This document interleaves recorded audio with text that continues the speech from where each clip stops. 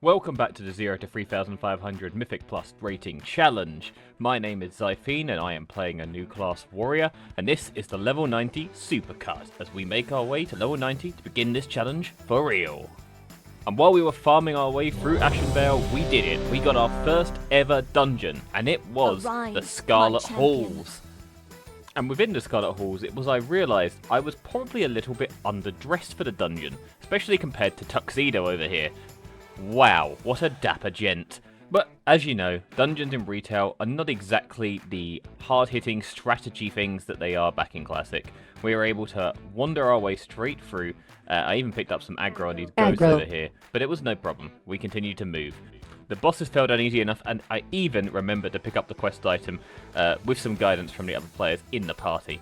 We made our way into the cathedral. As you know, in retail they joined the graveyard and the cathedral into one dungeon now, so you can quickly get through both. And easily dispatched these bosses and made our way back out the dungeon towards Ashenvale.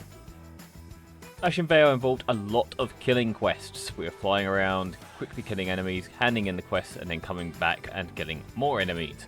This seemed to be a staple of retail, where they'll just give you some quests, you go do them, you come back to the hub, you get more quests, and rinse and repeat constantly. We did actually start to seem to hit the ceiling of my lack of gear. Another thing I noticed in Vanilla is they don't give you a lot of gear for these quests. So I am basically fighting for my life on any pool that has more than one enemy. Which, ironically, does kind of harken back to a Classic experience.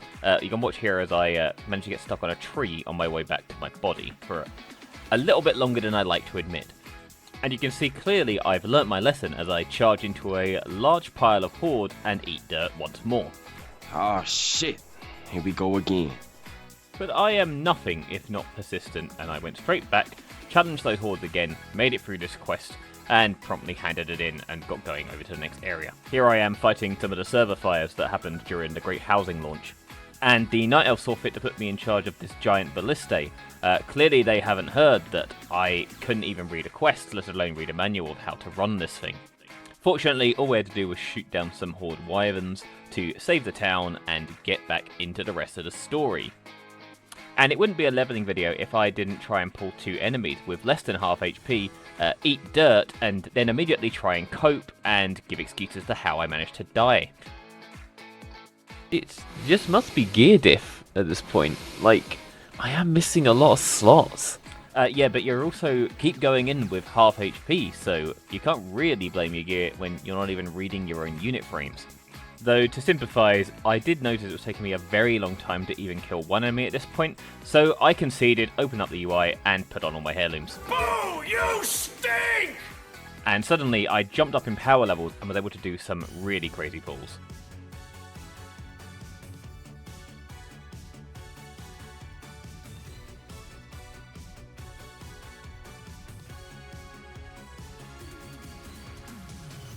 It's genuinely crazier how much faster I was able to start leveling once I just conceded and put the heirloom gear back on. Maybe when Blizzard do a little revamp of the areas again, they'll remember to actually put gear rewards onto most of these quests so you don't have to. Using this new immense power, I was able to storm through the next series of quests, making my way all the way through the storylines and eventually coming out at the end and getting through Ashenvale, claiming the achievement for the zone.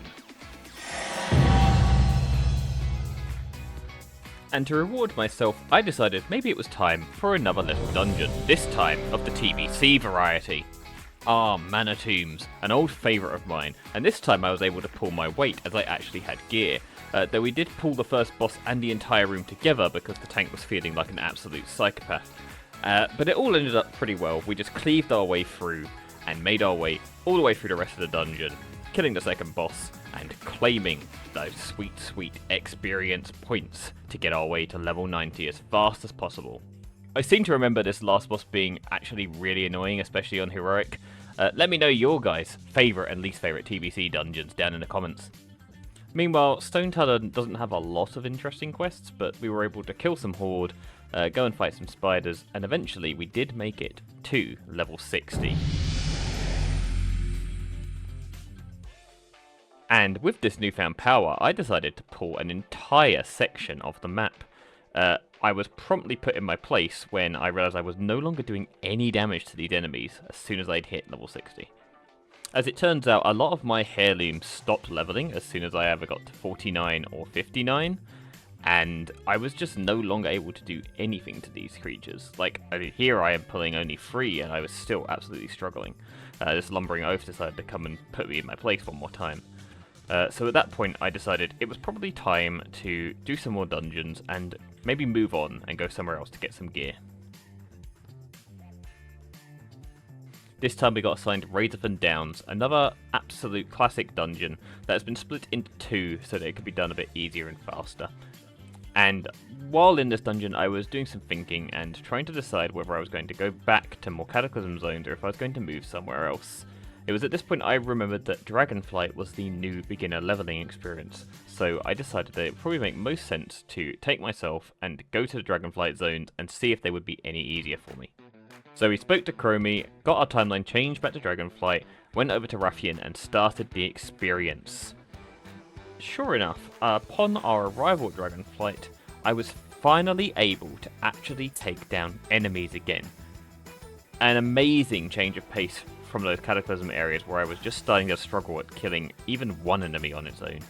I went around pulling these enemies and quickly smashing through the quests. I even got a little callback. You tell me, I don't read quests, I just complete them. I felt absolutely seen by that book as I heroically leaped onto this druid and got involved in a little bit of PvP action by accident.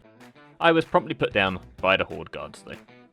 Although Dragonflight turned out to be a sheer bit of brilliance for myself, I could tell that the actual questing experience and content-wise, it wasn't as fun or enjoyable. There wasn't anything really happening, there was no one around. And I feel like this is where Dragonflight really falls flat. A lot of people don't have the nostalgia for it to actually come back here and quest again. So the highlights of my entire Dragonflight run are pretty much encapsulated in this next clip. Pretty Girl Club. Now that sounds like the guild for me, doesn't it? Unfortunately, I was kicked out upon accepting when they realised that I was not in fact the prettiest girl to be in this club. But I did manage to get into one of the midnight seasonal dungeons, which is Algafar's Academy. So it was sort of like a little taste of what was to come. But we then hit 71, and you know what that means? It's time for hero talents. I ended up going for Colossus because I wanted to try and get used to the Mythic Plus spec, and Arms' Mythic Plus spec currently uses Colossus as its main talent build, so I figured that would be the best way to get practice in now. I then realised that now that I'd hit 71, I could actually go and move on to the War Within, which I thought might be a bit faster than doing the rest of Dragonflight. So we returned to the Arcantina, made our way over to Stormwind, and then promptly took the portal to the mysterious island of Kaz-Algar. And it certainly felt odd to be going back there after the expansion had just ended. But I have some fond memories of leveling in Kaz-Algar. During the first couple of weeks I did as many characters as I could. So I knew that by coming here I would be able to just do as many world quests as possible to get the XP as quickly as we could. Then we could move on to Midnight and really get the train rolling.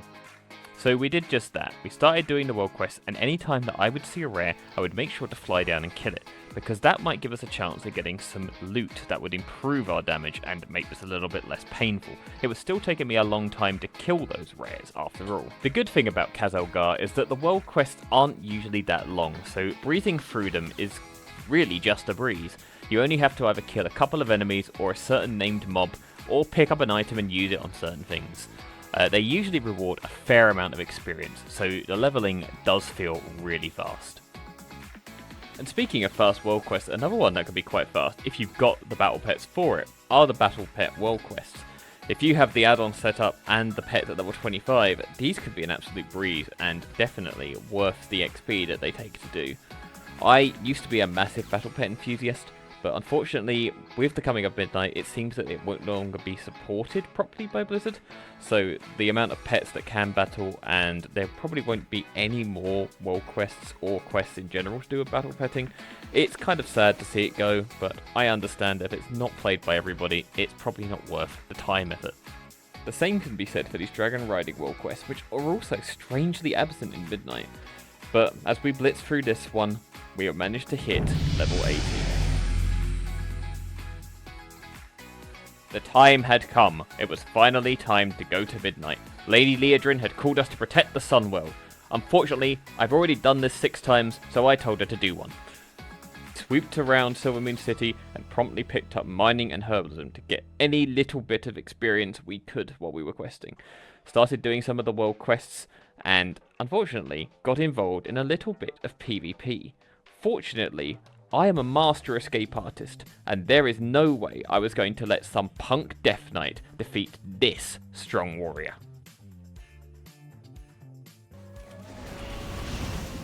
Bye, mate. You can't kill me. You can't kill me. An absolute master escape artist. No whore would ever kill. Wait, what's this footage doing in here? Wait, cut. Yeah, so as I was saying, nothing important happened. Died to some world quest. Nothing bad. I went back to doing questing and making my way through Eversong Forest questline, trying to get as much experience as possible, because I knew that level 90 was only just on the horizon. We went and did some dungeons, got my Sara Caverns, not one that's in the rotation, but was interesting to try it, and maybe next season we'll be able to continue this with a different class. Maybe something that's not as meta as Armed Warrior seems to be. Although, speaking of the season rotation, we did get into a Nexus point, and this tank seemed to already think we were in plus 18s, as he pulled half the entire dungeon. After that thrilling adventure, I decided I needed something a bit more solo, and took myself out to do some of the delves. These quests give a hell of a lot of experience, so I knew it was worth doing. And besides, it was better than embarrassingly getting stuck on a puzzle that I had done several times before, and still couldn't remember off by heart. And then we got to watch a little movie over family trauma. I don't know why he doesn't just blessing and protect the troll instead and make him immune to any attacks. Wouldn't that be a much easier way of doing this? Illyria is not going to be happy with you, Tyrolean.